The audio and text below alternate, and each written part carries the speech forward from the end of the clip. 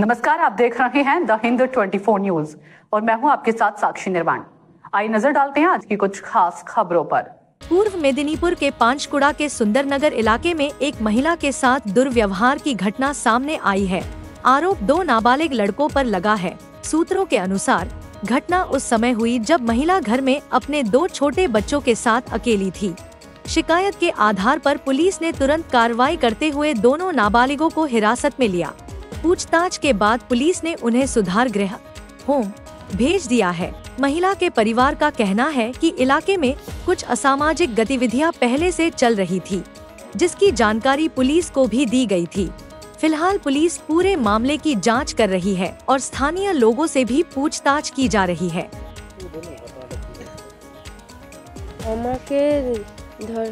আমাকে যে সন্ধ্যা দিছিলাম, সন্ধ্যা দেওয়ার পরে সেই শাড়ি চেঞ্জ করতে গেছিলাম। চেঞ্জ করার পরে আমাকে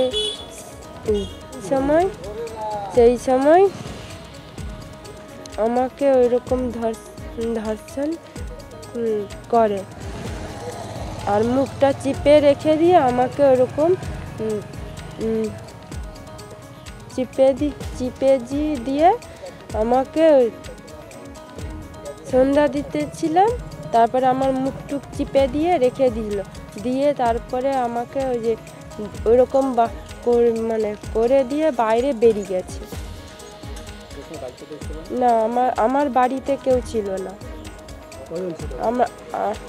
আমার বাড়িতে আমি একাই ছিলাম, আর কেউ ছিল না।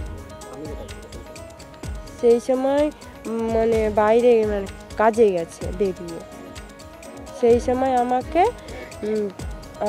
তুমি ঘরে থাকো আর চাবি টাবি দিয়ে রাখো। তারপরে আর আমাকে ওরকম যেমন না ভয়েও লাগছিল আমাকে এরকম, আর ওই ধর্ষণ করে দিয়ে ওরকম বেরিয়ে পালিয়ে গেছে।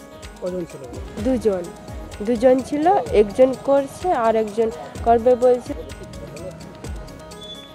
ঘটনা ঘটেছিল শনিবার দিন 5:30 থেকে 6টা নাগাদ। আমি কাজে চলে যাই, সকালে বেরিয়ে যাই, কাজ থেকে ঢুকি 7টা নাগাদ। আমি মার্বেল টাইলসের কাজ করি আর কি, জগার লেবারের কাজ করি। এবার ওই যে মাঠটা আমাদের সামনের মাঠটায়, ওখানটায় দীর্ঘদিন ধরে অনেক মদের আসর বসে। এর ফলে ওই চত্বরে কার ঘরে পুরুষ কখন ঢুকতেছে কখন বেরাচ্ছে সে একটা আইডিয়া, যারা ওখানে মদ খাচ্ছে ওইরকম ক্রিমিনাল মাইন্ডেড যারা লোকেরা, তাদের একটা ধারণা হয়ে যাচ্ছে। ফলে এবার আমি প্রতিদিনই ঢুকি 7টা থেকে 7:30টার মধ্যে ঢুকি।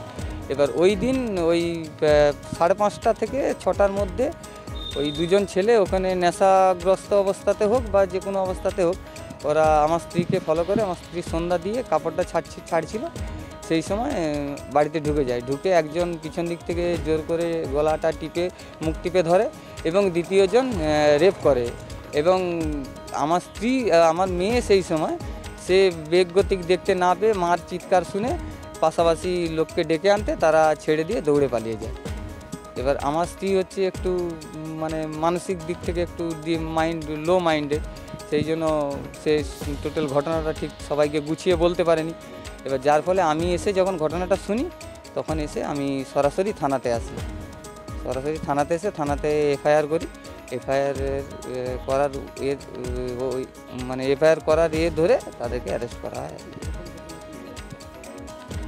এলাকাতে এরকম ঘটনা এর আগে আমাকে আমার স্ত্রীকে কুপ্রস্তাব দিয়েছিল একজন, তো সেটা আমি পাড়ার কিছু লোককে জানিয়েছিলাম।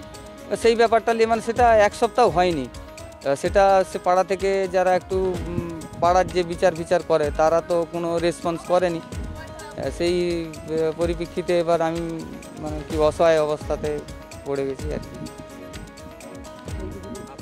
देखते रहिए द हिंद 24 न्यूज।